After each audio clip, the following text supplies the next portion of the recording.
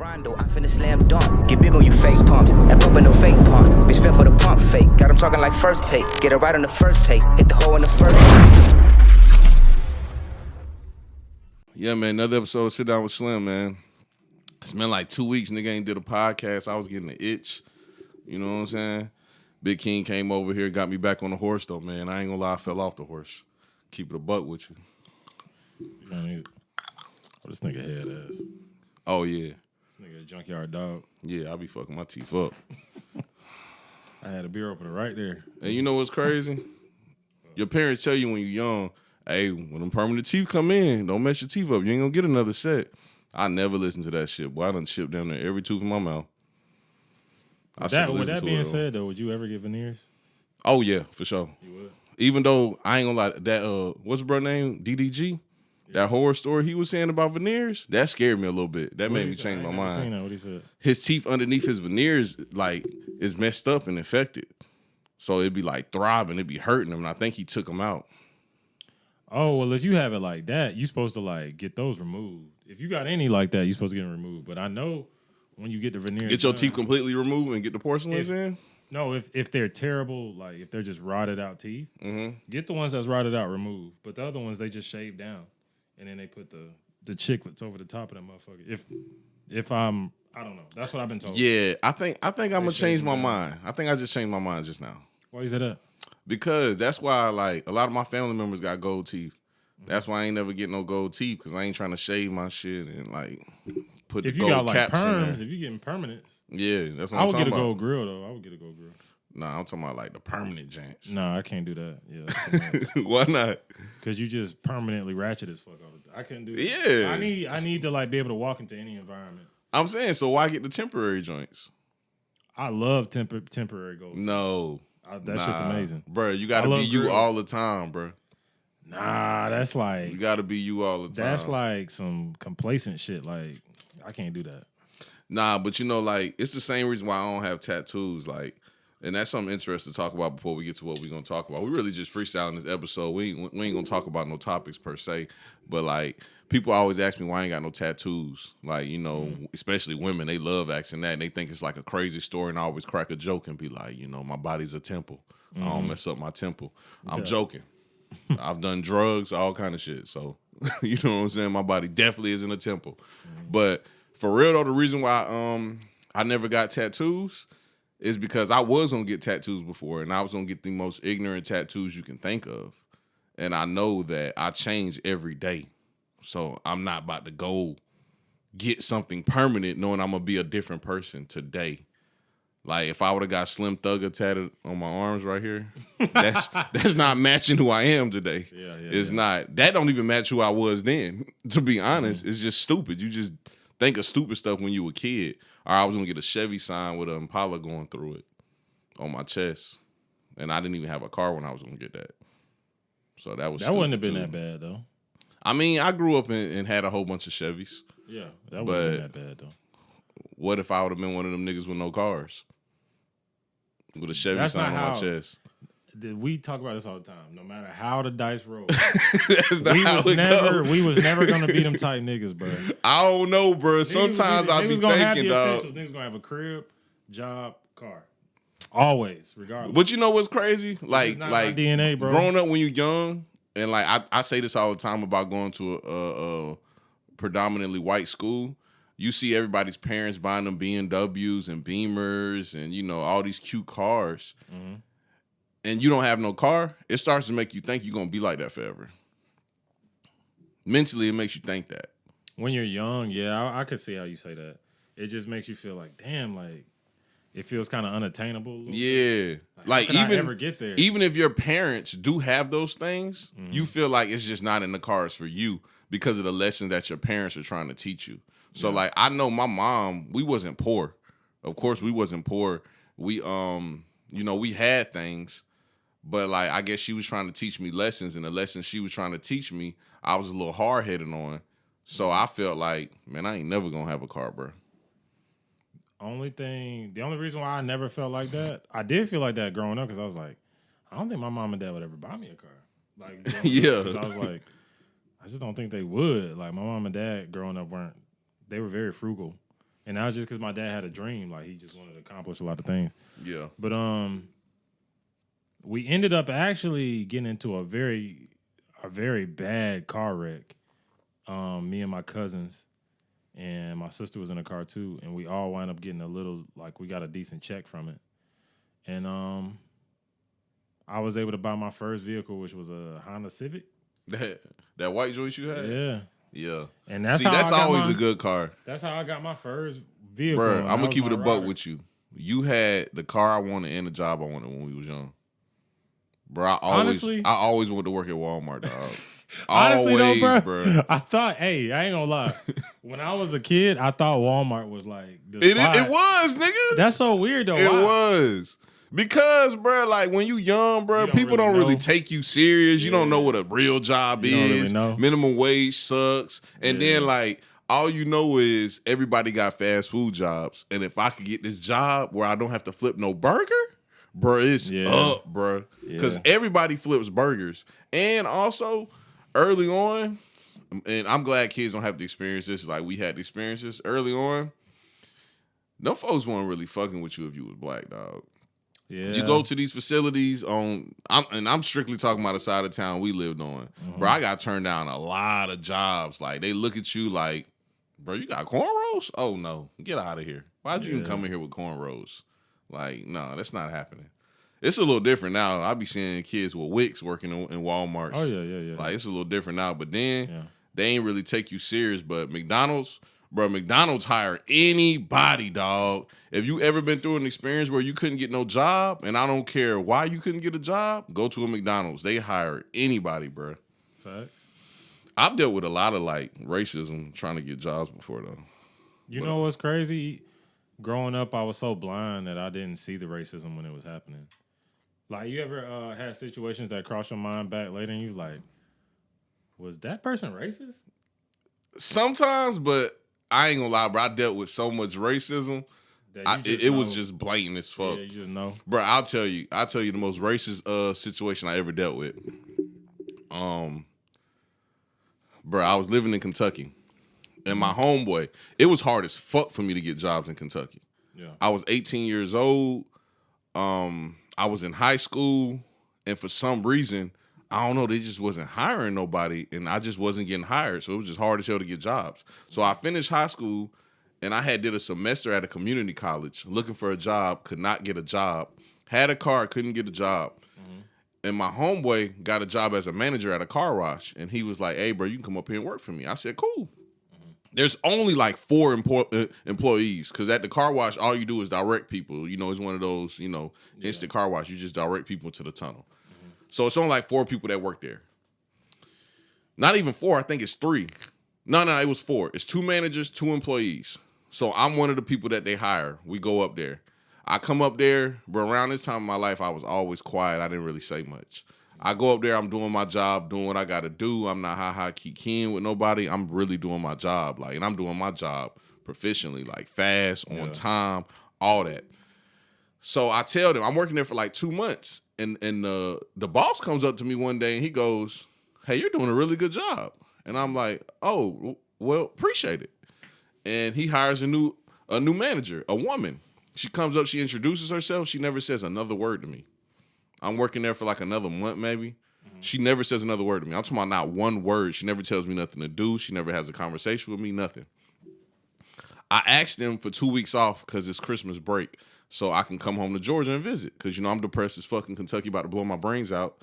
Can I go home for, I'm going home for 2 weeks to visit, catching the Greyhound. The Greyhound takes 12 hours to get here, catching the Greyhound. Yeah. Bro, I kid you not. This was probably one of the worst times of my life. I have a warrant in Georgia, so I'm being careful the whole time I'm in Georgia.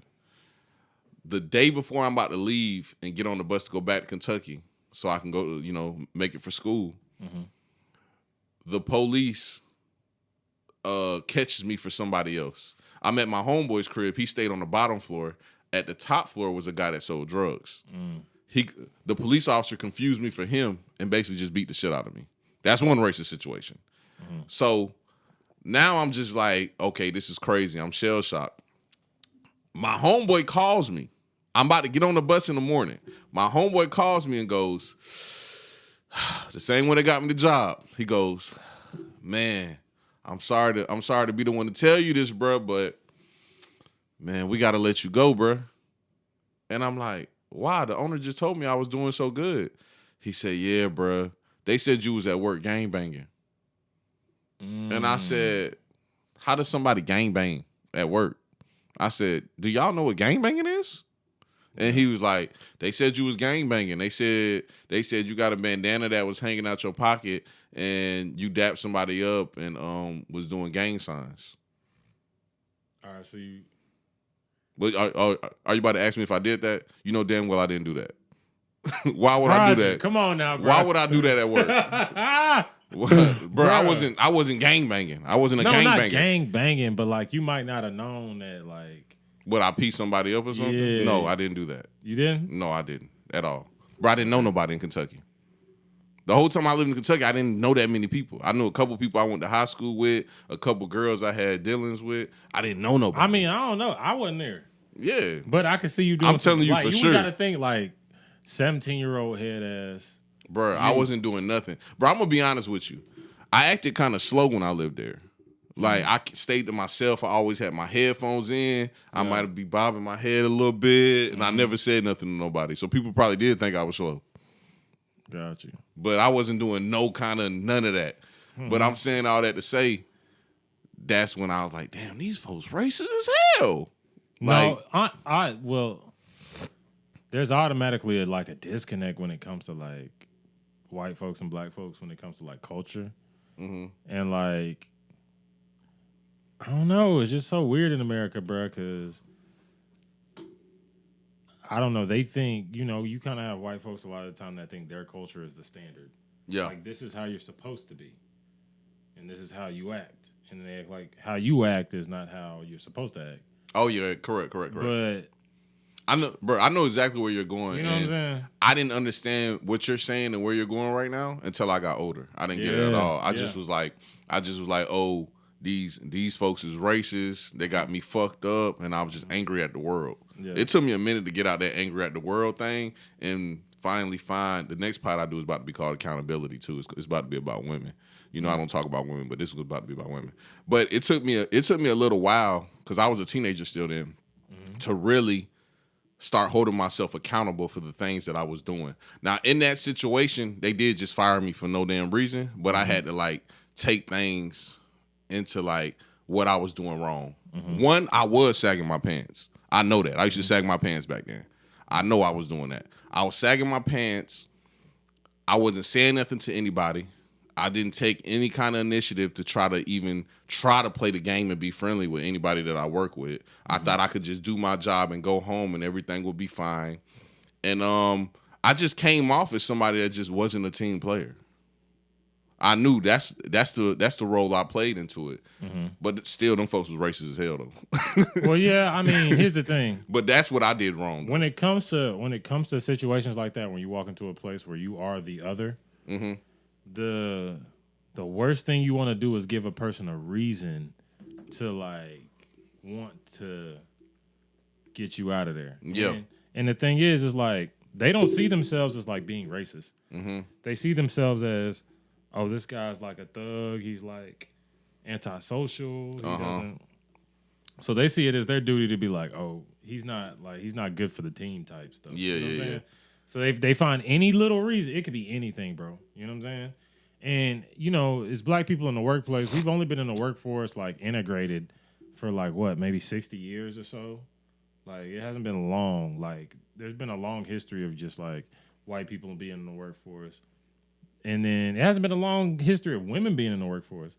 So it's like we still learning how to, like, integrate all that stuff together and, like, make it work. Yeah. But, like, just now, like, it's okay to have black hair. You know what I'm saying?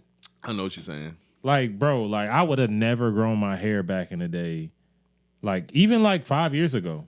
Yeah, I'm pretty sure your parents think it's weird that you have a corporate job and you got hair. I bet they think that's weird as hell. I'm pretty sure most of the, you know, people I work with, it's including black folks, think it's weird because there's only like me and a couple other people other than people who work out on the actual floor. Oh, bro. You know what I'm saying? You saying that, I want to tell you one more story. I'm gonna make it short too. I've been profiled by black people before, also. Because we do it to ourselves. Bro, honestly, one of my closest friends, bro, his big brother. When I was in high school, I went to jail for some little weed, some simple shit, right? Yeah. So, me and one of my closest homeboys was hanging out one day, and his big brother called him and was like, "Hey, bro, I'm in Athens. I just went to this UGA game, and I just locked my keys in the car. Can you go to my house and get the keys?" So I ride with him to go get the keys. He can't get into the house. All the doors is locked. He called his big brother, like, "Bro, all the doors is locked." He like, "Bro, I ain't got no spare key to the crib." Like, and I'm listening to him talk. I'm like, "Oh, I can get in there for you." So I go, I pop the lock to the door. We go inside, we get the keys, we leave. Bruh, not even like 2 weeks later, somebody breaks into his crib and steals all his studio equipment out the crib. Oh, yeah, yeah. And he swore up and down it was me, bruh. I was like, bruh, why would I steal some studio equipment? That don't even make no sense. And he was like, "Cause you just got out of jail." I was like, damn. But if you think in his mind, why wouldn't he say that? Yeah, but still though, like, why me though, bruh? Like, you known me for years now, and you ain't never seen me steal nothing from nobody. But you think just because, like, I had a situation happen in my life that, like, I'm so down bad, I would steal from y'all, the people I be with every day. Yeah. That's crazy. I'm not saying people don't do that. And I'm not saying you shouldn't be alert to that. That's the thing is, like, judging someone's character is beyond, like, how you feel. Yeah. So, like, there's be certain situations you're in where I feel like I should trust this person. This is my brother. But when it come down to it and consequences when consequences arise for a person, it's like, that's when you see a person's true character. It's like, Yeah. it's like sitting on a stand. Like, you always think your homeboy, like, is going to be there to, like, come on, bro, like, support you and stuff. You know what I'm saying? And at the end of the day, that might not be the case. Like, we seeing that right now with, like, Thug and, like, different cases people got going on. Like, you never know who a person is until it gets, like, rough and it gets down and bad. You know what I'm saying? So and it's you know, like I always said, because when you're young, you feel like a victim. You feel like the world is against you. But once you get out of that mindset and you start moving forward and just analyzing things and holding yourself accountable, you start to realize, like, you know, what's going on here? Just like I say this phrase all the time, dog. I say, judging people keeps you safe.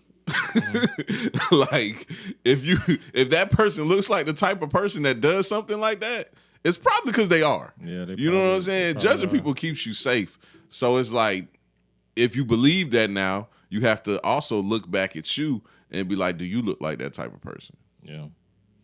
Even though I know I'm not that type of person, but like, if somebody assumes that from you, hey man, let them judge you, bro. If you're gonna judge somebody, you gotta be ready to be judged also. But with that being said, should you be upset about that white woman judging you at that car wash? Yes. Fuck that hoe. Oh, bro, because I ain't even finished that story. So the real reason why she fired me, because she wanted to hire her boyfriend. Oh, yeah, it's always a plot. Yeah. And then crazy thing about it is, they fired me. She hired her boyfriend the next exact day. And my homeboy found out about it. They end up making her like the district manager, and she fired him so the boyfriend can get promoted. I said, oh, okay. So like, now you have to go through what I go through. And it's just crazy to see, because my homeboy was white. I don't know if that adds any more details to the story, but my homeboy was white. So he was unable to see like the racism thing. He was like, bro, I don't think they racist. I think, you just messed up. But when it happened to him, oh, he went crazy.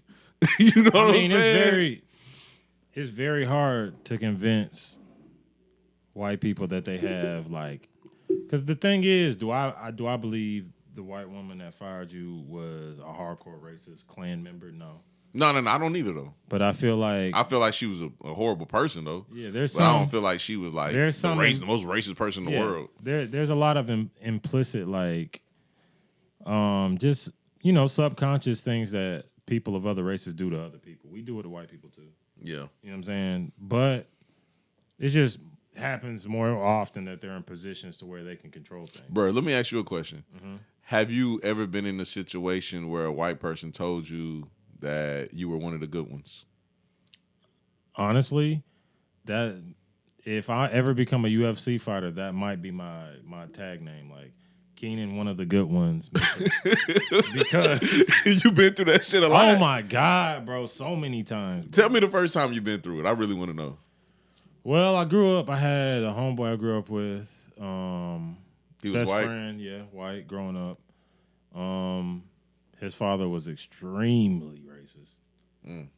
Ain't that crazy how that happened to people that's racist either end up with a son with a black best friend or a daughter with a black boyfriend? Something like that. I love to fucking see it. Yeah, I don't know how it always works like that too. But yeah, man. And then like I met him several times over. He was a good guy though. He was a solid guy. You know, my friend was a solid person too. But there are certain things that are ingrained and instilled in people that they just taught and they never get rid of. You know what I'm saying? Yeah. And like to see me, I don't know why I mean, I get it. You know what I'm saying? Mm-hmm. Because like I'm a chameleon, bro. I can fit in any crowd. Like honestly, like I've been around so many crowds of people I can fit in just because. Honestly, I'm myself. I'm not gonna change just because I'm around a group of like street niggas, or I'm not gonna change just because I'm around a group of, you know, high class or suburban people. You know, that's actually a great trait, but for me, it works against me a lot. But keep going. Yeah, but like, you know, if I am in a certain crowd, I will throw in a dude. You know what I'm saying? Yeah. I will throw in a this and that. You know what I'm saying? But like. I don't know. It's like a certain vibe that I guess certain white people get off people that be like, "Hey, man, you're one of the good ones," and it's like you don't understand. We're all people, bro. Like, and I think it just comes from a fear of like culture. It's like they fear our culture because of what they see on the media, but they don't know. Like, we got families, we got dads, we got moms, and everybody just has a wild family. You know what I'm saying? Mm-hmm. Everybody got somebody in their family that's the funny one, the crazy one, the angry one, the middle child, the one that's left out. You know what I'm saying? We all go through the same stuff. It's just different. And, you know, it just so happens with our people, like, we had a whole generation of kids that was raised in fatherless homes. And, like, with, you know, crack epidemics and all kinds of things like that, raised by single mothers working 2 jobs. And then now the tables have turned a little bit because lower class white people are starting to see that America treats them just like us. Mm-hmm. You know what I'm saying? And they're growing up in these situations now, fatherless homes because of opioids and, you know, meth and all kinds of shit that's going on in their communities. And I think now they're starting to see too, like, hey, this shit's fucked up for all of us. So like, you know, but yeah, I've heard one of the good ones several times over. That was like that was like a childhood thing. Like I always heard, which was weird to me, bro. Did you know why they were saying those type of things back then? Well, one is because they viewed me as probably articulate and intelligent, just simply because I went to a super suburban school, mm-hmm. and the kids around me, we all talked a certain way, we all acted a certain way, wore clothes. The same clothes, Birkenstocks and Salty Dog Cafe T-shirts. Don't get me on the Salty Dog. That's shirts. What I'm saying. Like, don't so it's like that was just my upbringing. That's all I knew. Yeah, you know what I'm saying. But yeah, and I think it's just because they're like, oh, you're just like white kids or whatever they thought. But it's cultures in different societies. You go up to Michigan, it's different. Yeah, they probably wearing North Faces and. You know, all kind of stuff like that up there. Down here, I bet back then you didn't even know that like was like a racist remark because they view black people a certain way. No, I thought he just thought I was a good kid. Honestly, I was like, damn. Yeah. All right. Blind racism is crazy as hell. Like, I don't know if people see this because I honestly feel like I'm the only one that sees this, but like, and I do not. When I say this, I wanna go ahead and you know. Put the caution up. I'm not saying these people are racist. I'm just saying if you watch a video with Meek Mill and what's homie name? Robert Kraft. Robert Kraft and and what's the other one name? Robert Kraft. Not Robert Kraft. Who's the other one? The Patriots owner. That's Robert Kraft. Okay, the 76ers co-owner. Oh, I don't know that one. I forgot his name, but the younger guy, right? If you watch a video with them two guys and Meek Mill, it's gonna be some weird shit going on. Why you say that? I'm not gonna call it racist. It's just some weird shit going on. Like it's always I hate when niggas hang out with white people and like just talk about race the whole time. So it's always gonna be that kind of shit going on. Like it's gonna be Meek trying to show them how to dance, trying to do the Lil Uzi rock dance. It's always gonna be that kind of shit, like the culture swap shit. And I mean, but like, is there anything wrong with that? It's cringy. I don't like it, bro. It's cringy. I just don't like it. Maybe it's just me though. That's why I put the warning out at the front. Maybe it's just me, dog. I don't really like it either, but it makes me laugh. It do be funny. Yeah. It's even funnier because Meek can't dance for shit. So he shouldn't be showing nobody how to fucking dance. Most street niggas can't dance. Yeah. But I do love when a street nigga becomes free and stop being a street nigga and start doing normal nigga shit. Cause I said this the other day, bro, about children, raising children, right? And I want to talk about that too. Raising children. It's certain things that we used to go up to bat with our parents against that I'm totally against right now. Like what is One of the things was teen clubs. I just could not figure out why my mom did not want me to go to a teen club. Back then, I told you I didn't go. I didn't know it. I didn't even know it was a thing. I snuck and went. And now that I'm an adult, 100% against teen clubs. Would never let my kid go to a... Bro, I've never been to a teen club and it wasn't a fight or a shooting. Never. That's weird. Yeah, bro. Bro, when you at that age, bro, you don't know how to party. Yeah. You don't know how to do anything. And you don't know how to control that. I was explaining that to one of my friends yesterday at a basketball game.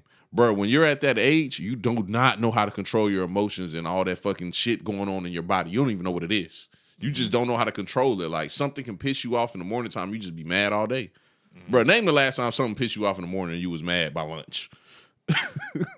You a grown-ass man. Yeah. You know how to control that shit now. Yeah. Bro, they just don't know how to control it. So what trips me out is a lot of grown-ass people that still believe in those type of things. Like, I know grown-ass men that had the same experiences that I had that probably would let their kids go to a teen club because they want their kids to be cool. I don't know what it is with niggas and wanting their kids to be cool, but niggas want their kids to be cool. That's the weirdest shit in the world to me. Like, what the hell is cool? Well, just look at the culture, bro. The Yeah, evidence that is shit's there. disgusting. The evidence is there, bro. Why do we want our kids to be cool? We wanted to be cool. Yeah. Like, being realistic. And honestly, I love how cool is transforming now. I love how cool got out of the I need to be this way, I need to be that way. Cool is kind of like whatever you make it now. I do too. Like, That's the one thing I can say about Gen Z that's freeing. You don't have to fit any mold. It's to be a socially cool accepting. person. Yeah, like they're very socially accepting. exactly. That's the best thing about them, bro. And it's I like 100% agree. dog, if we took so many aspects of each different generation, like Gen Z, millennials, boomers, Gen X, Boomers work hard. they are hard people. They are hard Yeah. people. Boomers work the hardest. Yeah. I think we're the best with technology. I don't think Gen Z got us beat on technology. I think we're the best. No, the Gen Z is more of a consumer of technology. Yeah. We're more the innovator and we don't even know what we're doing, but we just creating. Yeah. For sure. That's what we got. And But the raising kids thing, bro, I wanted to ask you, bro. Okay, me and my friend had a conversation yesterday, and we was talking about kids that go to private school versus public schools. And he was telling me, all right, this is the scenario. Let me give you the story. So it's a young lady that I know, and her and her spouse had a conversation about where the kid should go to school. Currently, the kid goes to school at a private school, right? And the dad was like, maybe we should consider him going to the school that won the championship. The school that won the championship has a proficiency rating in math. Excuse me, a proficiency proficiency rating in math of 2%. And I ain't even tell you the language arts rating. What? 14. 2% math rate, 14 language arts. But they won the championship. They won the middle school championship in basketball and football. So he was like, maybe this kid is an athlete. They were like, maybe we should send him to this school. And she was like, absolutely not. Why the fuck would we send our kid to school because they have a good basketball team? Like, their team is ass. Now, my friend I told this situation about, he said that, yeah, that's true that those ratings, he said he thinks those ratings are lower than that because he knows somebody that works at the school. So he thinks those ratings are lower than that. But he said it's ignorant to not want to send your kid to a school because they have bad ratings when you don't know all the programs there. He said they have a gifted program that's really good and that gives kids college credits. I told him all schools have that shit. Yeah. And we don't even know if this kid is gifted or not. So we have to assume that this kid is going to be in normal classes. Well, he said he thinks he's gifted because he's gifted athletically. Most likely. Yeah. All right. Well, and he wants him to get better, so therefore he gets a scholarship. And he said that most of the athletes stick together, so they're both in the same social structure. So, and this school also has a very high crime rate. Very high, like super high. But he said most of the kids stick together and they're pretty much in the same social circle, so this wouldn't affect that kid. How do you feel about that? Because you have a son that's in grade school, and I'm trying to mold him now into like an athlete. And you also have a sister that's in private school, so that's why I wanted you to touch on that. Like, what do you think about kids going to private school versus public school? For just athletic, well, we're gonna weigh the pros and cons, I guess. So like, well, hold up, before you start, also, one more thing that he said that kids that go to private school are socially awkward, and he much rather have his kid be cool than to be a weird, a lame weirdo. That was his words, a lame weirdo from a private school, which I didn't even know people thought that about people that went to private school. But go ahead. Well, when it comes to that, I'll be honest, dog. I watched this video with Tyler, the Creator, one time. I'm a big Tyler fan. That was like our generation, like Wolfgang, our future, all that stuff. Like, and he was like talking about how all the niggas back in the day used to take their pictures like this, right, with their arms crossed, and showing their watch, right, and they all took pictures like this. Jay-Z, all the niggas, 50 Cent, Fat Joe, all them niggas took pictures like that. And then I think he talked to one of them niggas and he was like, why all of y'all niggas stand like that? Like, why do y'all stand like that when y'all like in a picture? Why y'all pose like that? And it was like, because growing up, we used to watch all the dope boys on the corner and that was how they took their pictures. So back then, that's what we thought was fucking cool. Like we thought like, oh, if we do this, that's fucking cool. And then Tyler was like, pretty much like, if y'all watch my videos and stuff like that, y'all probably think I'm lame as fuck. You know what I'm saying? Y'all and they do. That's what I'm saying. So it's like, the buddy from that generation, what he think is cool, is not gonna always persist at what cool is. Correct. So you should, honestly, I'd rather have a lame ass, smart ass kid who's an engineer or computer engineer or whatever, a doctor or a lawyer or whatever, or, a nurse. I don't care. You know what I'm saying? Just as long as you're proficient in your field and doing well in life, like we put a lot of emphasis on cool because cool is what gets us women in our culture, right? Mm-hmm. But who says you necessarily have to date a woman in your culture? Which, honestly, if I go back, I would have preferred it, but it's not necessary. You know what I'm saying? Yeah.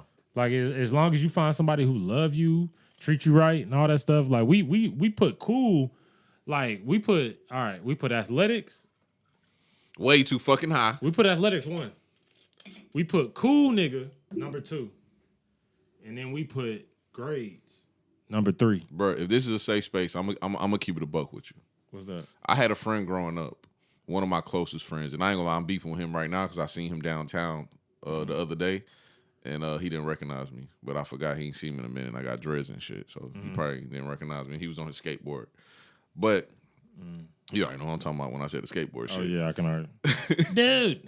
Yeah, and he had headphones in, so he couldn't hear me. But bro, I kid you not. When we was young, when we got to high school, he was in band. And he used to wear the tight ass goddamn jumpsuit shit. And I used to be like, man, that shit lame as hell. I feel bad, bro. I shouldn't have thought that, but I did. Bro, when he wore the band joint? Yeah. But when he decided to play football and start knocking niggas' heads loose, I thought he was the coolest nigga ever. Yeah. And that's the ignorant shit niggas are still on though. Yeah. You know what I'm saying? Because I should appreciate him for even when he was in band. Because this is what I want niggas to do, dog. I want niggas to appreciate whatever their kids appreciate. And you can get a band scholarship. They can play an instrument and get a full ride. Like, bro, the school I went to in Kentucky, I don't know if I ever told you this, bro. The school I went to in Kentucky, I think was the third best school musically.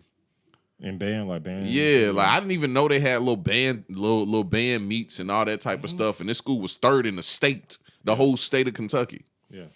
And I was like, whoa, that's amazing. And I ain't gonna lie, the band teacher was cool as hell, bro.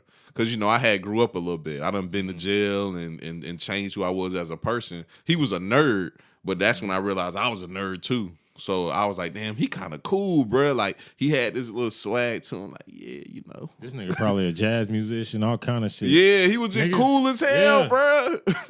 and bro, like honestly though, we limit our avenues as black people. We limit our spectrum in what we can do. You know what I'm saying? Yeah. Even honestly, I do it to my son sometimes.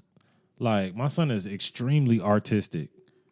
He always bro, he will spend hours drawing. But, I spend hours outside with him shooting hoops, playing soccer and stuff like that. And that's because honestly, I think sports are essential to cultivating a kid, making him a good person and stuff like that. But as black folks, and that's what we do. Like sports molded all of us. It taught us teamwork. It taught us a lot of different things, bro. Our coaches were literally step-in fathers when our fathers weren't there, type stuff. You know what I'm saying? Bro, the biggest thing sports taught me was stop fucking crying. Yeah, that too. Bro. You lose. Bro, you lost the game, bro. You lose stop sometimes. Fucking crying. You lose sometimes, but it also teaches you, you could be a winner. Yeah. And you can win all the time. You know what I'm saying? And that's the crazy thing about. You just got to work harder. Yeah, and it teaches you a lot of things, but it takes also. Karate taught me that too, though. Yeah, it takes also balance, a full balance and everything, bro. We have to be just as passionate about, academics as we are about sports and athletics. You know what I'm saying? I know that's happening more often now. Because when we were kids, it was a little bit more closed up. But now I feel like everybody, culturally, we've leveled up. You know what I'm saying? And we might, pop culturally, we might be leveling down, but I feel like culturally as a people, we're leveling up. The thing is that I feel like sometimes the way pop culture perceives black people can you know what pop culture is, right? Pop culture is just how white people perceive you.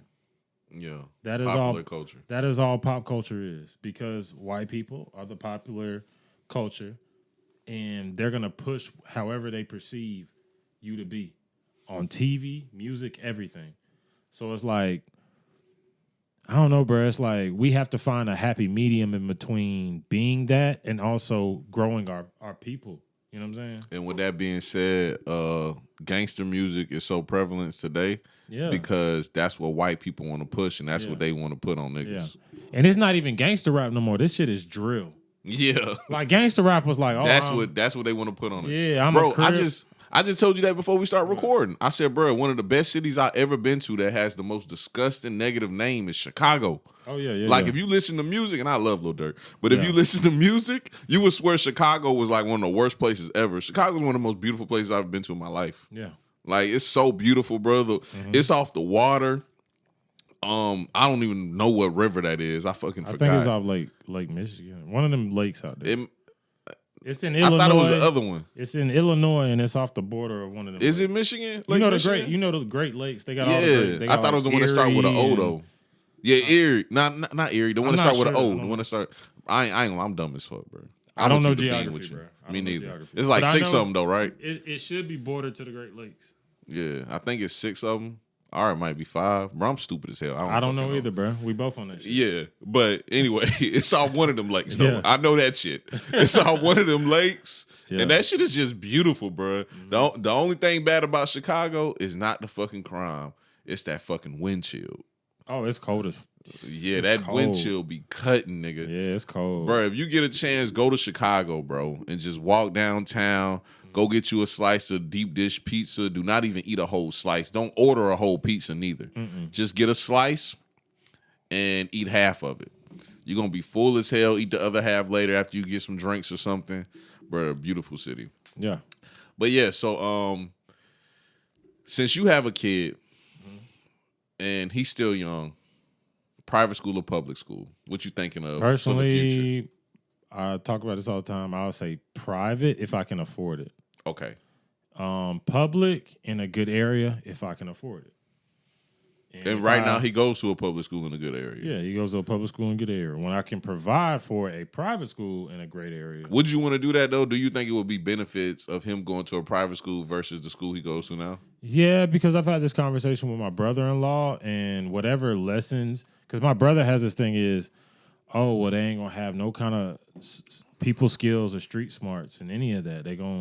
Anybody around them is gonna finesse them in future, right? Mm-hmm. And I feel like most of that can be taught in the household. I feel like if your daddy is a real one, you should inherit that realness. You should pick up If some of that. if your dad is instilling those values in you. But here's the thing: I don't want my son to learn the hard lessons I learned. I don't want him to get his, whatever and hang out with this person and be trying this and trying that. I want him to think that it's not even possible. I don't, why does your kid need to get his first pack and find out that he can go to jail for life? You know what I'm saying? I was gonna say that, the lessons that people feel like you have to go through in life can be avoided, and it can also be taught different ways. Like if you and your son is playing Monopoly and I cheat, and he's like, "Oh, this nigga Slim's a fucking cheater." Yeah. Like I gotta watch people sometimes. Mm-hmm. Like Slim cool, but he be cheating. Yeah, you can learn. You can learn street lessons as long as you have somebody who's teaching you how to not bump your head. Yeah. You know what I'm saying? Like, I'm here for you, little buddy. You not gonna bump your head. I'm gonna tell you, hey, your friend Tyreek is really a snake. You need to watch out for him. It's crazy you picked Tyreek. Because every time you round him, Power. yeah, because every time you round him, I see him looking at your little girlfriend. Oh yeah. And it don't look like no. But see, lessons like that, you look. ain't gonna be able to teach your son. No, lessons like that you can't teach. You can teach because my dad taught me. I think he got to go through that. See, when it come to women, bro, I think you have to go through those type of things. Like it's this little YouTuber I follow, right? Yeah. And I just started following him yesterday. He's fake homeless. Yeah. He got like a $5,000-$6,000 YouTube check coming in a month, but he said he tired of paying bills, so he's just sleeping in his car in LA. He just moved to LA and he kicking it. But his earlier content was all about how he was a simp ass nigga. Yeah. And basically, he grew up in a household with a mom and a dad, and he thought that love shit was just how shit was supposed to be, and he had to go through that shit himself. Like, he used to ask his parents questions and shit, but he had to go through it himself. And that's what I'm saying. Like, bro, you can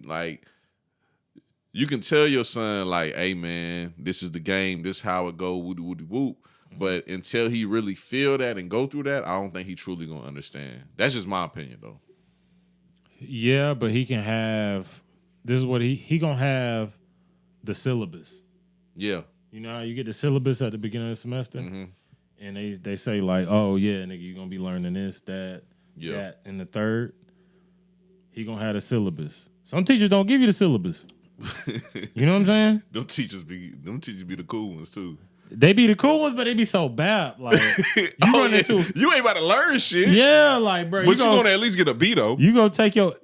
SAT and they got the Pythagorean theorem or whatever. Yeah, the Pythagorean. You know what I'm saying? I think it's the what is it? Pythagorean theorem. Yeah, bro. It's been forever. Forgive us, please, boy. Hey, man, bro. Shout out to George, bro.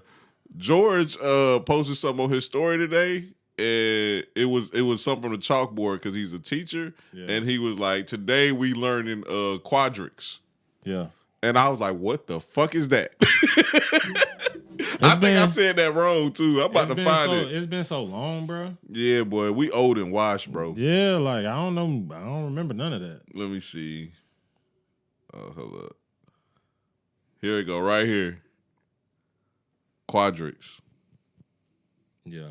Quadratics. Oh yeah. Oh, quadratics. See, I don't even know how to read, bro. But quadratics. Now I gotta see what a quadratic is, bro. Quadratic equation. What is it though?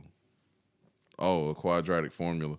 Oh, I remember that. X equals minus B plus minus square. Okay. Yeah. Okay, I remember that shit. Yeah. But yeah, man. Yeah, don't teach your kids hard lessons, bro. Like all the lessons you learn, shit they ain't gotta go through. You go through, like, think about this, bro. We got ancestors that were literally slaves. Correct. Would they want us to go through that? Hell no. Exactly. They sacrificed that so we could be here where we are now. And guess what? I'm going to keep compounding upon that. You know what I'm saying? I'm not like these other folks out here who just going to keep, you know what I'm saying? My parents gave me an opportunity so I can create opportunity for my kids. You know what I'm saying? And that's just how I look at life. I'm here for that. They made sacrifices so I can live the life I live. You know what I'm saying? And my future kids can live the way they live and continue the name. You know what I'm saying? At the end of the day. So I feel like everybody should have a little bit of pride in like what they people sacrifice for them a little bit. You know what I'm saying? Nah. My kid gotta get out of the mud. He gotta go through. I don't like when people do that, bro. Like that's crazy to me. Like, because at the end of the day, why? Like, oh, he gotta learn. Like, it's this and that. It's this and that. Why not just send him to private school so he don't never have to learn that? Why can't he just be a rocket scientist or I'm gonna be real with you, dog.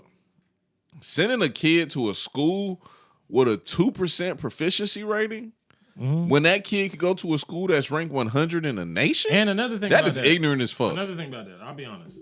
Most private schools have trash sports. If they go to a private school, they might stand out and be LeBron in there. You know what I'm saying? Like, really think about it. Hey, man, I promised my homeboy I wouldn't talk about this on the pod, so I have to apologize to him foremost. He coaches for a private school, and they were hooping. Mm-hmm. Them white kids was trash. Oh, really? Oh, they was big trash. I would have thought they was pretty good. Oh, it was a little nigga. White boys evolving, though, when it comes to hooping, bro. It was a little nigga on the team. That nigga came on the court with the headphones and the hoodie. Mm-hmm. And I looked at that nigga. He had some big ass KDs on. I looked at that nigga. I said, "Oh, this nigga about to drop 30, bruh. This nigga hoop just like T-Mac. Sidestep, up and under with the left, bruh. If you send your kid to private school, he's gonna be that little nigga. Yeah, you know what I'm saying? For real, bruh. Them kids was trash as hell. Oh yeah. And I think bruh dropped like 20. He dropped like 20 something. You could send them to like a public school that's 5. But they might be 6th man of the year, maybe. Yeah. But like you send them to like a trash public school or a private school. Honestly, he could take them to the private school championship. Yeah. Like honestly. Bro, you know what I like about those kids though, bro? Because I've seen kids from other counties. Mm-hmm. And the difference is the kids that's really good in those counties care a lot about their stats. And that kid that I seen at that private school that was really good, you can tell he cared about winning, bro. He didn't give a fuck about dropping 30. Like he made the right plays. And I feel like that's what you get when you that's something else I learned too, bro. Yesterday, being at these games, I learned that it's a lot of people out here who just don't give a fuck about the kids. They literally coaching just for their own personal gain and their own padded stats. Yeah.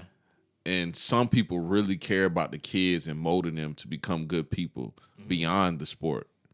I love seeing that type of shit, bro. Because honestly, you don't know which kid on that team needs that. Yeah. And that was the biggest thing about growing up like in white suburbia is the relatability. They can relate to the white kid that reminds them of themselves. Uh-huh. But they can't relate to the black kid who has no father, who's I said angry, that last night also. Who's angry, who's out there snapping for 100 yards a game. They don't relate to him at all. They playing him. And they can't relate to the kid the black kid that sits on the bench who brother sell crack and he got to help him every day. Like they just can't relate to you, bro. Like, so at the end of the day, that's the worst thing about growing up in those types of situations. Like the relatability factor. But you have certain black coaches that really see you as them. And really there needs to be a relatability across any race of coaches. Like we are all people, bro. Correct. But for 100% honest, I only had one coach that I ever truly related to, and he was a Native American dude. And that he changed my life, and that's all I needed. And that's when I started getting shine and started getting noticed by little schools here and there and shit like that. It's because he saw me. You know what I'm saying? Without him, like, bro. Bro, I asked somebody this question the other day. I want to ask you, have you, if you could really narrow it down, and you went to school in Columbia County, if you can narrow it down, how many really good teachers did you have? Really good. Really good. I'm talking about hands-on, just taught you things outside of the curriculum. I had one good coach. And that's the coach you were just talking about. Yeah, I had one good teacher, blonde hair, blue eyed white lady, honestly. But she stuck with me. And then what was it about her? I could tell she cared about me. Okay. Even when I got in trouble in high school and I came back, and she was like, "You're a little stupid ass," like talking like smack to me, because I knew she cared. Like, you know what I'm saying? If I seen her today, she would remember me. And that's the biggest thing is like, I don't like teachers that do it for a job. Like, what are you doing? Like, these are our next generation of human beings, Americans. You know what I'm saying? Like, that's why certain teachers' names stick with you. They like the fun teacher. They like the one who pays attention to them, because at the end of the day, they spend more time with you than they spend with their own families. You have to understand the responsibility. That's why I don't like when people go into teaching just to be Joe Schmo. I hate that shit too. You know what I'm saying? That's why I asked you that. Like you are a father and a mother figure. I don't care what you think you are, but you are that. You know what I'm saying? Because they really with them kids more than y'all are. Exactly, bro. I see my son 2-3 hours a day. He got a basketball game here. He got a soccer game there. But for the most part, like, they're raising him more than I am. But I know a lot of the things I say stick with him, but like y'all are raising him more than we are. So you have to understand the responsibility that y'all bear as teachers. And that's why I hate when a bitch ass nigga become a teacher, boy. Yeah. I can't stand that shit. Yeah. Another thing I hate is when a bitch ass nigga start talking about gender wars. I hate that shit. Yeah, like, bro, a lot of niggas that be spitting that gender war shit, dog. I don't have the same experience as they have, like, in life, bro. Like, bro, I'm just gonna be completely honest, and I ain't trying to sit here and act like I'm player, because I'm not, bro. I'm washed as fuck, bro. But I don't have the experience a lot of these niggas had. Like, women ain't really like broke the shit out of me before. Like, recently, I seen some crazy shit. I seen a lot of niggas that's like sugar daddies. And I was like, if that's the game you like to play, that's cool or whatever. But if you don't like to play that game and that's where you're stuck at, that's kind of weird. Yeah. But that's where a lot of people play. And men need to, I don't know, bro. I said this to somebody recently, and we were supposed to do a pod about it yesterday, but I was busy. Men got to stop telling women how to be women, dog. Gotta stop that shit. But on the other end of the spectrum, women don't like to be held accountable for things that they do. So with that being said, you want a hot girl summer, have at it. That's where I'll be at with it. What are you going to install in your daughter, though? Like, when you have those type of things out here, because this shit only going to get worse, bro. Like, Lil' Kim was frowned upon. Trina was frowned upon. Nigga, this shit is in the forefront now. Well, we always kind of assume, like, as black people, that our kids will be automatically just entrenched in the culture itself. I feel like sometimes you have to give them a little bit, and then you have to also keep them in their reality also. Yeah. Like, you just can't make a woman feel as if that's reality when it's not. You know what I'm saying? And that's what a lot of what I try to preach like to my kids in general, my son, and then my daughter and her future. You know, she's not old enough yet to even nowhere near to understand all this stuff. But like, Yeah, correct. when she gets to that point, she's gonna understand that what you do as a woman, especially in your sexual life and your dating life, will always carry with you. You know what I'm saying? Because like, there's just a harder stigma on women on that, and that's just part of life, bro. You know what I'm saying? I don't know why men get praised so much for hitting a lot of ass, and then women get praised so little for hitting a lot of ass. But like, it's just not what it is. Hitting a lot of ass. No, dead serious, because Yeah, I got you. it's because like, honestly, like, bro, like Lori Harvey just got a new boyfriend or whatever the hell. I'm pretty sure Michael B. Jordan just got a new girlfriend. But I ain't gonna lie. I asked a young lady when I found out about that. I was at Quay crib, and I asked a young lady that was there, and I was like, "I ain't know, bro, from Snowfall was supposed to be fine," and she was I like, didn't know that either. and she was like, "Yeah, he fine." She was like, "He got nice facial features," and I was like, "Yeah, bro, I gotta get myself together, because if that nigga fine, I know I could be fine as hell. Let me go ahead and cut these dreads, shave. I could be fine as hell. Get in shape, because if bruh fine, come on, bro, that's crazy, dog." It's all about appeal, bro. Women just like men with status. At the end of the day, I think that's what it is too. At the end of the day, we select for different things. Like, beauty will always be first and foremost our thing. That's just men. We're stupid. We're dumb. We like wide hips, big boobs. Biologically, it just is ingrained in our DNA. Women want somebody who can protect them. For the most part, they used to like, you know what I'm saying? Things are changing women, because women always select what is the standard for men. So we see how things are changing now. They're selecting that. Man, my mama don't even know this, bro, but I always been beefing with her because she like swole ass black niggas. She should have had a baby with a light skinned nigga with funny eyes, so I could have been fine as hell. And then you would have just been funny too. Nah, I would have been fine as hell. Probably gay. Nah, hell. It's illegal. Because I say this, bro. Nah. I got them. My real name's supposed to be Genuine. But that's the thing. Like, we diluted niggas. Like, we had pretty light skinned mamas. Yeah, I think about that too. Like, what Yeah. kind of nigga would I be if I ain't had no swole ass black daddy? That's what I'm saying. I probably would be a nigga like that can't change a tire and shit. But like, we think about it, if we had some like Michael Jackson, El DeBarge. Well, Michael Jackson's really a nigga, but like Yeah, the DeBarge exactly. is type, like the DeBarge type Prince type nigga. Yeah. As our dad, we probably wouldn't worthless, bro. Like, let's be honest. That's what I want though. Yeah, but we had like real dark niggas, African American. You know who could have been my dad? Who? Iceberg Slim. Nah, I fuck with Iceberg Slim, bro. you worse than him. Honestly. Nah, hell shit. nah. What's good about Iceberg Slim? That nigga head ass. You had ass too. Nah, I ain't worse than Iceberg Slim. Yeah, I had a question to ask you though. We talked about New Year's resolutions on this bitch before. How your New Year's resolutions went? Cause it's about a month now. How they went? You wanted to been be a a rough- fine nigga. It's been a rough ass month.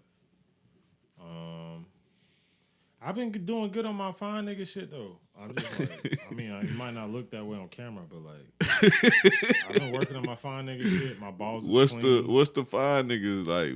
What's Like, the bro, fine nigga like, routine? My balls is clean. I be like washing a lot. You like shaving? You shaving your like, shit all the way yeah. down? You got the Manscaped motherfucker? Yeah, I got my shit manscaped. Like, No, I'm saying you got the Manscaped lawnmower motherfucker. oh yeah, I got that motherfucker. Yeah, Yeah.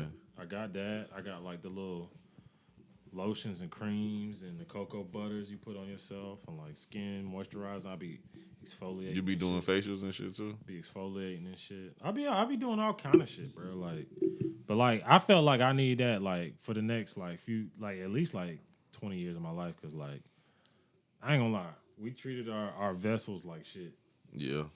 We need to like start. Like I was thinking about that. I was like, bro, I got kids now, bro. Like I'm gonna just start trying to eat healthy and like treat my vessel right and like clean myself up and like, cause like when you young, you just don't give a shit. Like you just like out here, you know what I'm saying? For sure. And god dang, I just be trying to take care of myself a little bit better now. You know what I'm saying? That's all. That's all it is.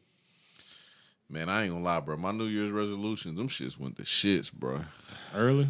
Yeah, bro. I fucked my foot up, so I couldn't really move like I wanted to for like 2 weeks. And then, dog, I learned something new that fucked with the other resolutions. What? I gotta work on my time management. Why is that? Cause I got a lot of shit I'm trying to do, bro. And I don't have enough time to do it. So I have to manage my time. Cause one thing I hate that people make is excuses. I gotta do that shit, bro. Like I gotta goddamn start this live streaming shit. I gotta start vlogging again. I gotta get back on consistent podcasts because I skipped 2 weeks in a row, dog. I ain't skipped 2 weeks in a row. I don't think ever. That was the first time. I feel really bad about that shit too. And I'm back on my t-shirt shit, but I ain't doing my t-shirt shit as hard as I thought I was. I just gotta sit down and lock in, bro. But one thing I have done really good that I said I was gonna do is not have so many vices at once. One thing I believe in is not having too many vices. Like if I wake up in the morning and eat fast food, I'm not drinking the whole day. Yeah. Or if I wake up in the morning and eat fast food, no cigars. Or if I drink and eat fast food, no gambling. Why not just cook? This nigga had fast food in every option. This nigga had ass. Oh, because that's my worst vice.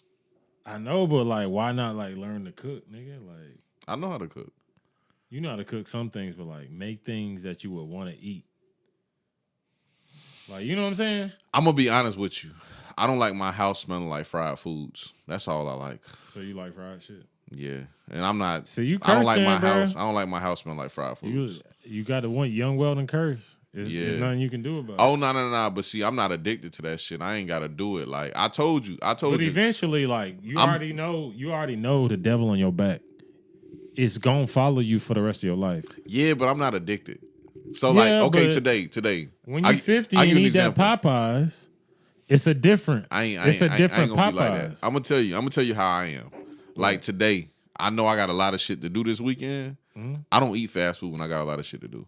So like today, I woke up this morning. What did I eat? Oh, I ate this. It's like a bowl. It's called an egg roll bowl, and it just got ground turkey and all the shit that's in egg roll, cabbages, carrots, shit like that. Yeah. That's all I ate today. And I got some shrimp and lettuce in the fridge.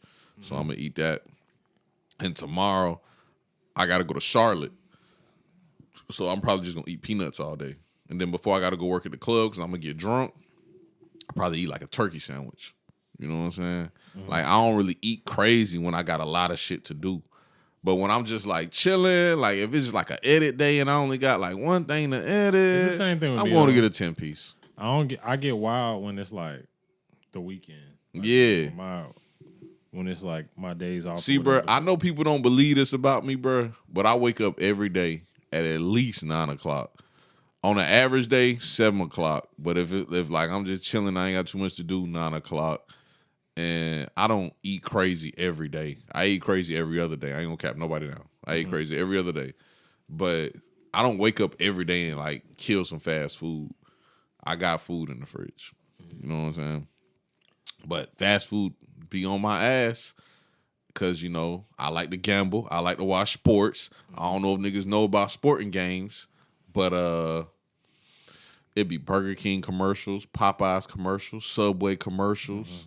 Them shits be going crazy. So beyond the want to get your health in the right space, where can you see yourself truly like the most realistic way of improving your year? The biggest battle I have right now, outside of those things I just said, is the urge, not even the urge, just not knowing if I want to be rich as hell or if I want to be happy as hell. And I think that's something that people don't really like think about and understand. Cause like I'm gonna be completely honest with you, bro. And I'm not trying to sound cocky or nothing. But if I really wanted to be rich as hell and I wanted to go crazy, I could have been did that shit. Like been did that shit. Like, and I'm not gonna go too deep into what I would do. Cause that shit head ass as fuck. Mm-hmm. But even if I would do that shit legally, like I still could do that. But I find peace and where I'm at right now because how freeing my time is. I love that shit, bro. I love the fact that like I can grind for like 3-4 days and make X amount of money and I could chill for a day or two. Or like I can be like, damn, I miss my mama. And I can just fly out and go see my mama next week. I love that shit, bro. I just love the freeingness of it.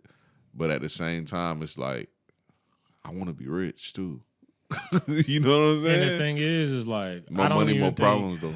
No, it's not even more money, more problems. Because the thing is, people say more money, more problems, but also more money, more opportunity. More money, yeah. More money, more everything.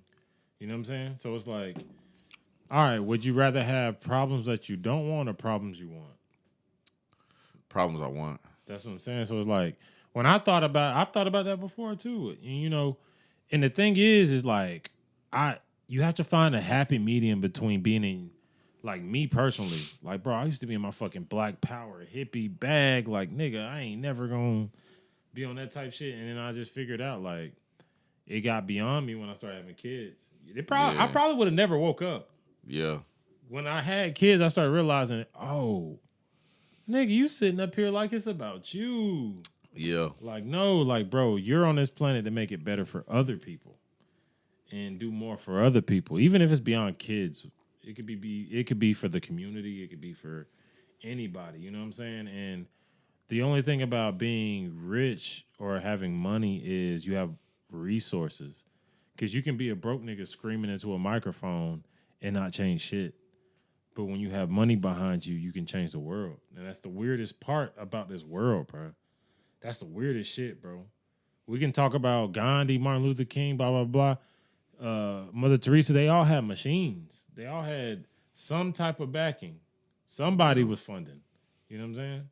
And that's the crazy part about like money, life, all this stuff. There's a balance between all of it.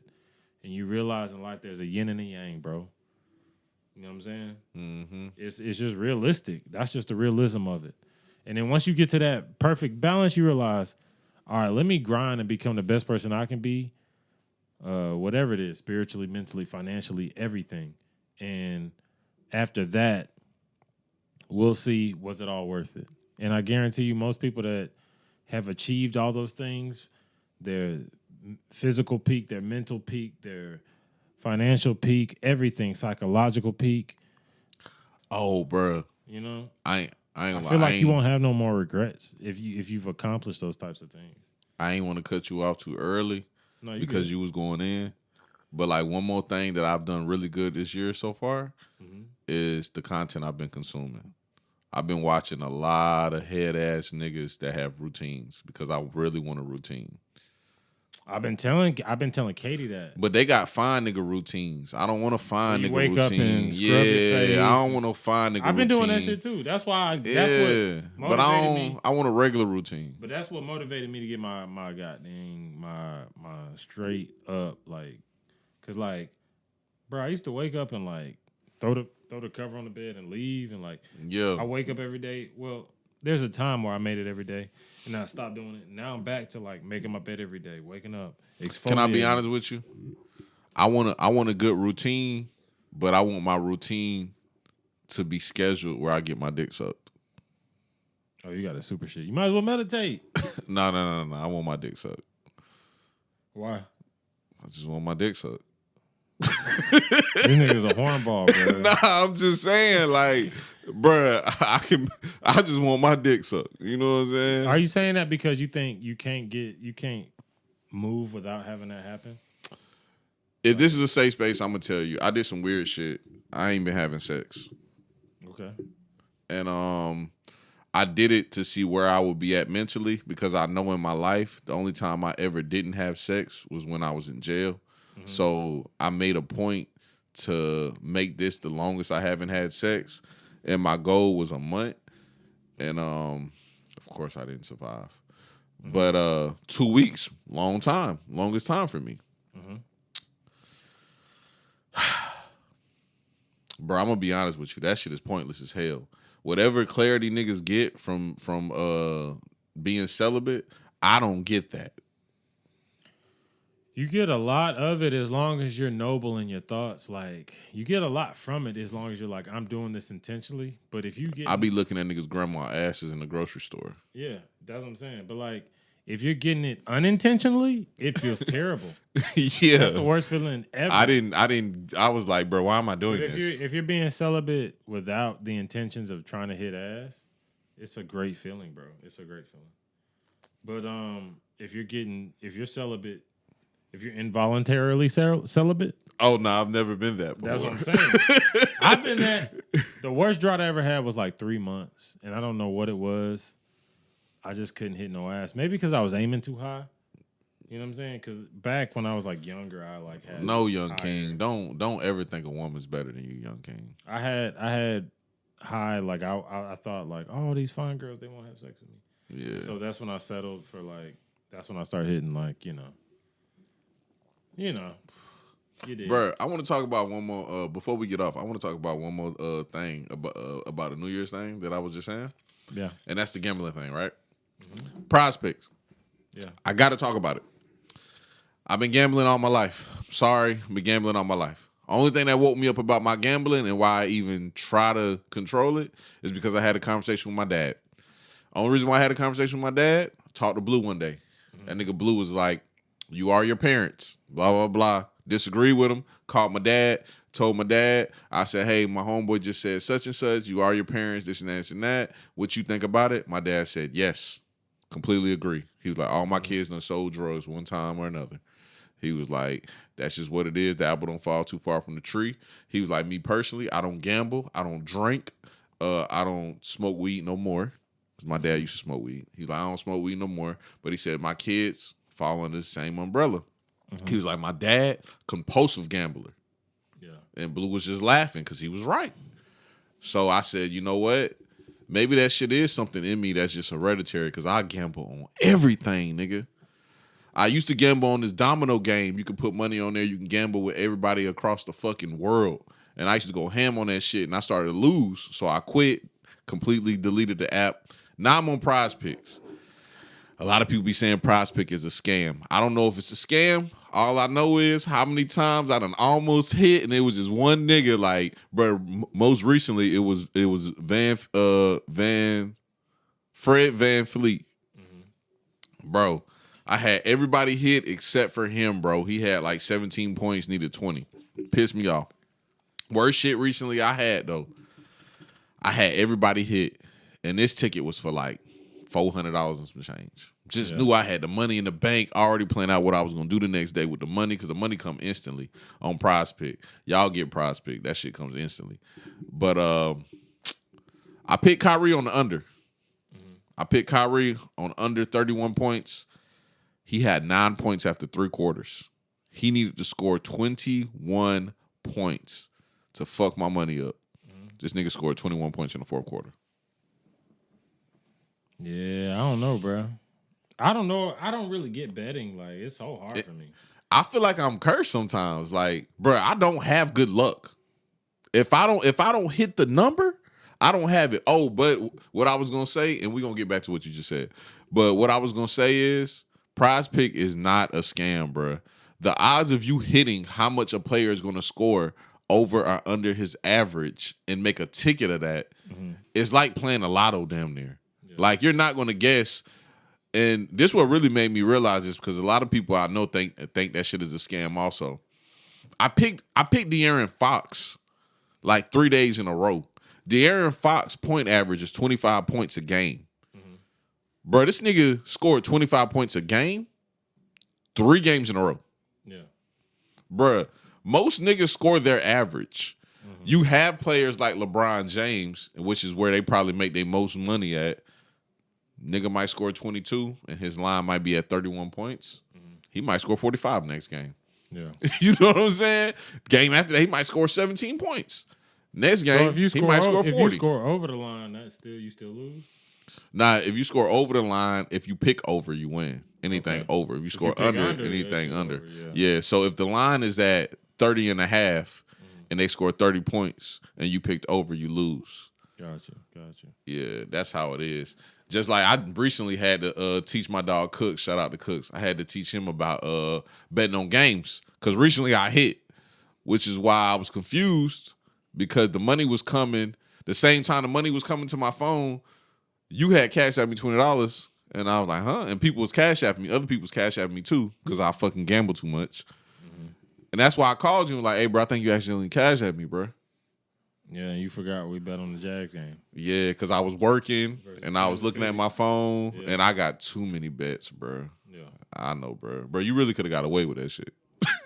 Because I got way too many bets, But that's why dog. I do that because I bet with you because I know at the end of the day, if I be like, hey, damn, bro, you ain't seen my dub, you gonna be like, oh, shit, my bad. And you cash at me. Oh, yeah. I knew, and Blue was like, I can't get the same bet. I was like, fuck no. Nigga, I know you not finna pay me, nigga. Oh, Hell yeah. nah. Everybody know when it come to gambling, bro, I don't play, bro. Like, one thing I don't like is owing a nigga, bro.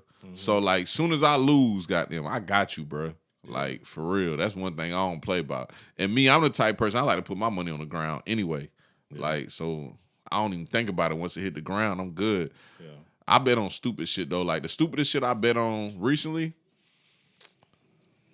which I wasn't tripping because shout out my nigga Big King. He helped me win some money. We was doing a beer pong tournament. You know what I'm saying? Everybody put a dub in a pot a person. I put his money up. He let me keep the money too. You know what I'm saying? We won the tournament. Boom. But I was there for the fun. The same day, Stino and Quay foot raced. I said, this bitch Quay used to run a fucking 4.5. Stino is not about to beat this nigga. And I forgot how much I put on the ground, but Stino burnt the shit out of Quay. Hey, niggas be getting washed early quick. I ain't gonna lie, I be watching niggas in the NFL and they still run like 4.3s and shit. I be like, how? Yeah. Because I'm 32 now and I'm like... T.O. run a 4.6. That's what I'm trying to figure out. This nigga like 50. I'm like, how do you stay that in shape? Bro, I don't know, bro. That nigga run a 4.6. Nigga, Vic tried to run the 40. That bitch got him pull his quad. You know what I'm saying? Yeah, he like us, bro. Yeah, Vic a regular nigga. Yeah, Vic a regular nigga, like, but he still ran like a 4.9. Yeah, he pulled his quad and ran a 4.9. That's still fast as fuck. I think my time right now would be like a 5.8. Shit, my shit like sit 2. Sit 2. For real, you know bro. My shit terrible. Sit 2. Yeah. Like, but yeah, that gambling shit, bro. I ain't gonna lie, bro. Get on Prize Picks, but get on there. Oh, this is what I want to say, bro. Cause I'm gonna chop that extra filler out and get back to this. This is what I want to say. Prize Picks is something fun to do, just like FanDuel, just like DraftKings, just like MyBookie. You know, I know all the gambling sites, but it's something fun to do. Do it because you want to have fun. Don't do it as no job. Go get a real fucking job. Y'all guys on there trying to scrape up $500 during the week so y'all can do a 2-pick and make $1,000, bruh, stop, bruh. Yeah. Go to your closest McDonald's and get a real fucking job, bruh. Like, stop getting on these gambling sites trying to get rich. This is not what gambling sites is for. It's just some quick little fun type of thing. And it's not the stock market. Mm-hmm. Y'all guys that have real jobs that's trying to invest into sports betting, no, bruh. Bro, I'm not putting more than $100 into no goddamn gambling site, bro. Yeah. That's just me personally. I'm not putting more than $100. And if I lose my $100, I'm probably not coming back for a week or two. That's just me though.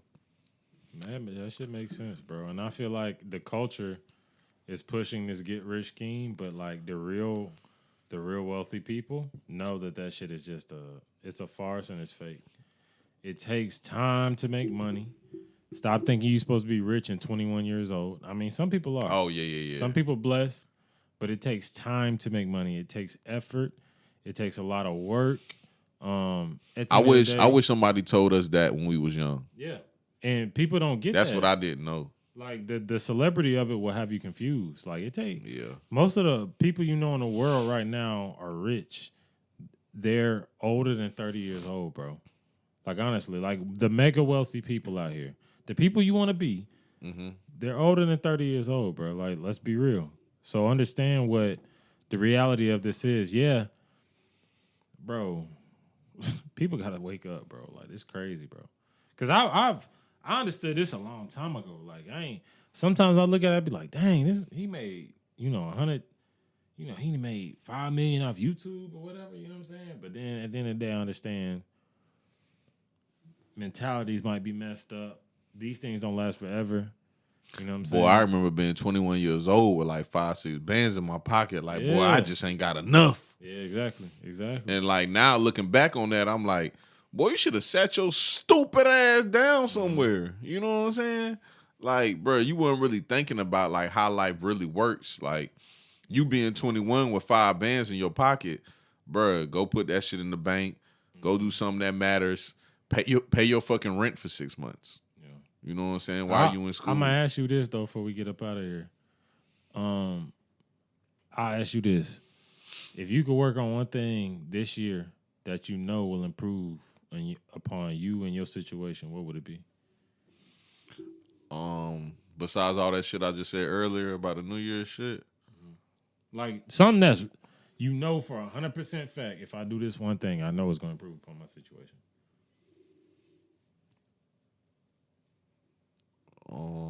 I want to be nicer to people.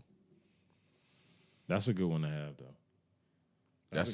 That's the biggest character flaw I have. I'm really mean, and I don't even know when I'm mean. Like It's just natural. it's just natural as fuck, and I know where I get it from, and I'm not.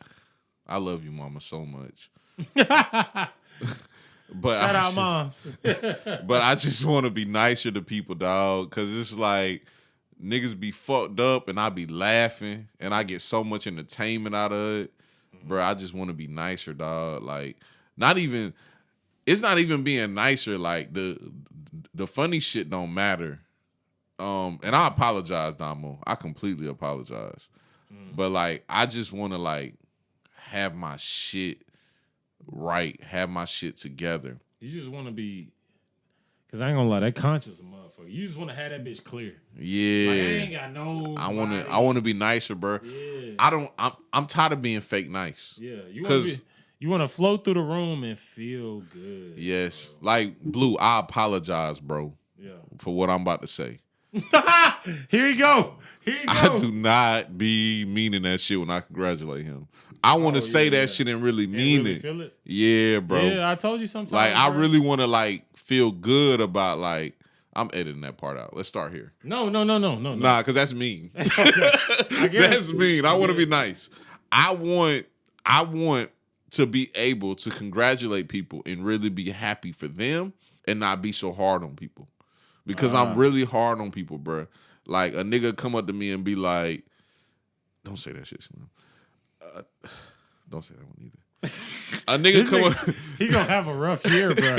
Yeah, bro. A nigga come up to me and be like, I won the hot dog eating competition. Yeah. And I'll be like, congrats, bro. Yeah. You ate a lot of hot dogs. Congrats.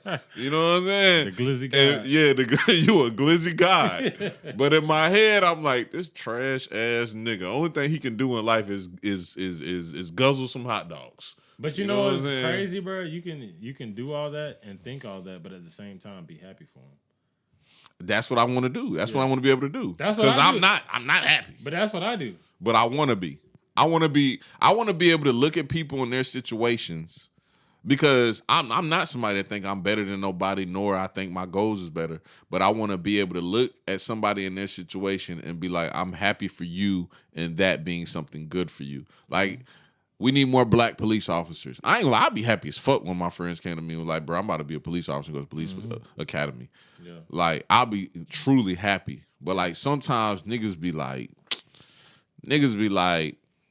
I want to start selling coke. And I'll be like, bro, who the fuck am I around? Like, why I got these people in my life? Yeah. You know what I'm saying? That's one of the things. You answered the same question, though.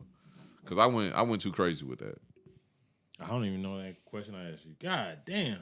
I said, what would at the end of the day, what would make me feel like Nah, you asked me I'm retarded as fuck. what's one thing you would change about yourself for this year? Oh, the biggest thing though is like don't talk about it, walk about it. Because at the end of the day, I talk about being a good person. I talk about living this way. I talk about living that way. I talk about being a man of God. I talk about being spiritual. I talk about being not judgmental. And I'm all that shit at the same time. Like, Don't stop judging. You know what I'm saying? I told you about judgment. Don't stop judging. Yeah, but I'm just going to have that shit so low key, you don't even know that shit real. Like, it's not even there. You know what I'm saying? At this, and I never used to judge that much back in the day, but I know from this point forward, I need to. I even I had a conversation with my woman about this. I said, I can't sit up here like the one thing that has always stopped me from getting through to you, and is that I'm not living up to my greatest potential. So you think that you can settle, but if I'm Gandhi or whatever the hell, or Martin Luther King or Jesus. How can you settle? You know what I'm saying? And not even saying like, I'm just saying the people that we think are like great people. We all know they have flaws and stuff, but I'm saying, how can you judge me, and how can you continue to live in this way where, I can sit up here and tell you, hey, you need to do better, or you need to do better when I need to do better. So this year is about me focusing on me. I'm not focused on anybody else doing better. I just need to focus on what I need to do for life. And that's all. That's a great one, bro. You know what I'm saying? Yeah, man. But overall, we gonna stop eating that fast food so much. Not completely cut it out. I got my drinking down packed. Square. But the food. Before we get off, What? I have not talked about this yet. I had a dream last night about smoking weed. You want to get back to it? I think it's coming. That's a devil I don't feel like fighting. Bro, you gonna be mad at me? I don't fuck with you no more. What? If I start smoking the weed? Yeah. I'm not about to start smoking weed. I just know it's please coming. don't, bro. That's the devil. Like, the nigga on Stranger Things? He be shaking and shit and goddamn, bro be like coming, but bro don't be there yet. Yeah. That's weed for me. Like, bro be coming, but he don't be there yet. Like, I be shaking and shit, bro be coming, but he don't be there yet. Pause. But yeah, that's what weed is for me. So when I had that dream last night, it fucked me up. I said, bro coming. Yeah, you gotta chill out. Yeah, I ain't fucking with the weeds though. Y'all stay positive this year, man. Yeah, For real. man. And Blue, I apologize if I don't if I forget to edit that part out. He probably will. On purpose, honestly. And we out, man.